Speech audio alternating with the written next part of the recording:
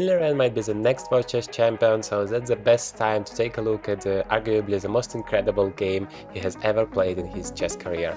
Believe me, you're gonna enjoy it. That's just, yeah, something on a completely different level.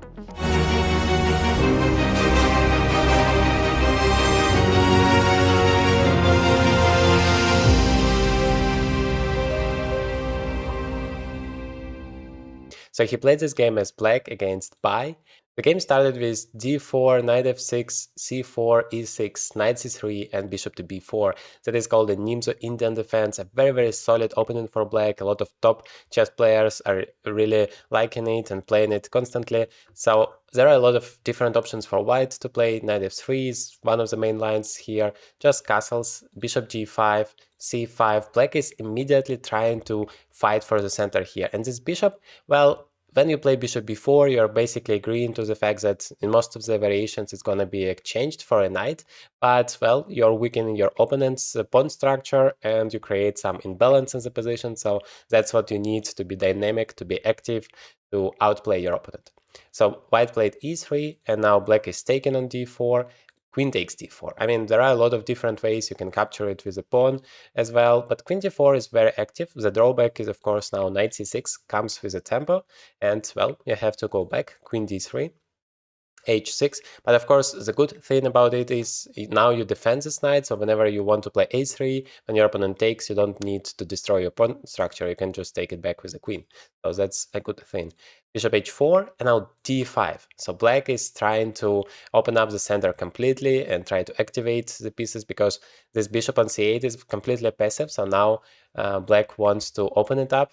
Rook to d1. Well, of course, white wants to bring as many pieces to the game as possible. The drawback is, of course, that this king is still in the center, still not castled, and this bishop is not developed. g5. So black is trying to use this momentum, because right now, while the king is still in the center, there is a chance to create some threats. So black is playing knight e4 here. It wasn't possible before because of this pin. Now g5 has been played in order to remove this pin from the game. Of course, you can sacrifice here the piece, but the activity wouldn't be enough. So white played bishop g3, but now this knight comes, and knight takes c3 might be very unpleasant, or even bishop takes c3, because, well, you have to take with a pawn, and then you have those double pawns, and very weak, so that is not really pleasant. But as we are gonna see, the idea was not only that, but also after knight d2, it was possible to exchange here. But black played knight to c5 with the tempo, and then d4 here. So black wants to be incredibly active, incredibly dangerous here, because the knight is hanging, and if you take it on d4, then the knight jumps with another tempo, and that's really bad for white. So white played instead knight to f3 back, because now this pawn is suddenly pinned, and also you get a lot of attackers here. So there are 3 attackers and only 2 defenders. So white is saying, well, now everything is great, I'm gonna just pick this pawn for free and enjoy an extra pawn. But that's not what happened, because black played e5. And even though this pawn is really hanging, there are 2 attackers and only 1 defender. Remember that white's king is still in the center, and that's a huge factor that changes everything, because if, let's say, bishop would be on e2 and short castles would be already made, then white would be already winning. But thanks to this fact that the king is still in the center, black is trying to be very aggressive, try to create some threats here in the center, open it up, because if you exchange, for example, these pawns, then this rook will just kill the king. So knight takes e5, white is trying to say, okay, there is a free pawn, I'm gonna just take it. And now black does something amazing. Try to pause the video for a second and try to find the move for black. Okay, hopefully you have managed to find it. Liren played here d takes c, sacrificing the whole queen here. And the idea is that after rook takes d8, he doesn't recapture back, because then b takes c and the bishop would be hanging, but he takes here on b2 first with a check. And you can, and you should, go rook to d2 back, because, well, in this case you still save this rook. I mean, I can take it, but I have to give up my bishop for it. And then rook d8 probably is the best move, because I don't want to just exchange the bishop for a rook, I want to win it completely. And then, well, you can defend it once again with knight f3, and then the game continues, because, well, there are certain threats on every move, and that's very sharp. But what happened in the game instead? White just played king to e2. which is a mistake, because now black just takes this rook for free. There is no need to sacrifice anything, and also threatens here rook to d2 check, which might be very dangerous as there is still this b2 pawn, so white took it. And now rook to d2 wouldn't be that great, because after queen takes and bishop takes, I can take on c6, and then take on d2, and if you count the material, I'm gonna have 2 bishops and also an extra pawn, so this position is better for white. So instead of that, instead of rook to d2, black played here knight a4, continuing the attack. Now the knight is attacking the queen and also threatens to go knight c3 with a check. That would be very annoying for the king in some variations. So queen to c2, now knight c3 check, king went to f3, basically the only move. You can go back because there are so many discover checks opportunities there. That's very dangerous. So king went to f3. And now another amazing move, hopefully you can find it, so pause the video for a second, try to find the move for black. Okay, so there are more than one way to win the game. If you wanted to play h5, you're absolutely correct, because that creates some checkmating ideas. Now the king has no squares to escape, and still after h3 you probably have to do the same thing that Liren tried, so he did it immediately. That's the best move here, rook to d4, another sacrifice, because if you take it, then knight just takes and wins the queen, so objectively speaking it's not even a real sacrifice. And otherwise you just want to checkmate your opponent, you want to play h3, and that would be a game over. White played h3, but now h5, once again re-establishing the idea of a checkmate, and there is no way to stop it.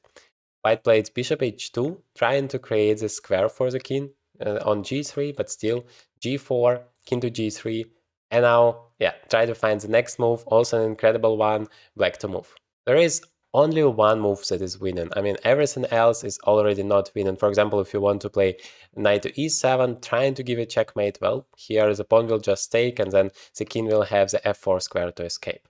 So the right move is rook to d2, once again sacrificing the queen, the rook, and once again you can't take it with a queen because of knight a4 fork, and well, you're a queen down. So white played here queen to b3, escaping this attack and keeping an eye on some pieces here, but the queen is kind of offside now, not taking part in the main actions, which are of course happening to the king on g3.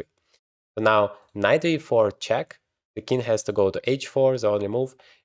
Well, you can also go to f4, but then just rook takes f2, king takes e4, and bishop f5, and that's gonna be a checkmate. King goes to d5, rook goes to d8, and then there is no way to stop the checkmate. I mean, you can sacrifice a bunch of pieces, but it doesn't change anything. So that is what could have happened after king f4, king h4 has been played instead. Now bishop to e7 check. Once again, the only move, king takes h5, king to g7, a nice little touch here, because that stops the king from going forward. Now h6 is not at white's disposal, so the king has no moves to escape, and then even this rook might come eventually and give a checkmate. It creates a whole lot of opportunities for black. Bishop f4 has been played, and now bishop f5. Like I said, now rook to h8 is a huge threat, basically giving a check. So bishop h6 check has been played. First of all, you're given a check, and secondly, you're just blocking this whole h-file. And now if the king goes back, that would be bad, because it's gonna block the rook again. But just king h7, still this king is of course in trouble. Queen takes b7, now threatening to win some pieces, but it's just too late, because rook takes f2, now creating another checkmate threat. So for example, if you take the rook, the knight to g3 is a checkmate, so it was important to remove this defender on f2. From there, if you take on c6, nothing changes, still knight g3 is a checkmate. So instead, bishop to g5 has been played, but now just rook to h8. How cute that is. I mean, the king is just threatening to escape now with a checkmate, and well, the rook was hanging here. Knight takes f7, bishop g6 check, king takes g4, and now knight to e5. And here white resigned because the checkmate is coming. If you take here the knight, then bishop goes to f5, king goes to h5, and now finally this king g7 idea works, because there is no way for the king to escape, and if you block, then rook takes, checkmate. So that is the most incredible game that Liren has ever played in his life. Here is the most epic game I have ever played in my chess career, and it has a very similar style to this game, so I'm curious which one would you like most. Please let me know in the comments.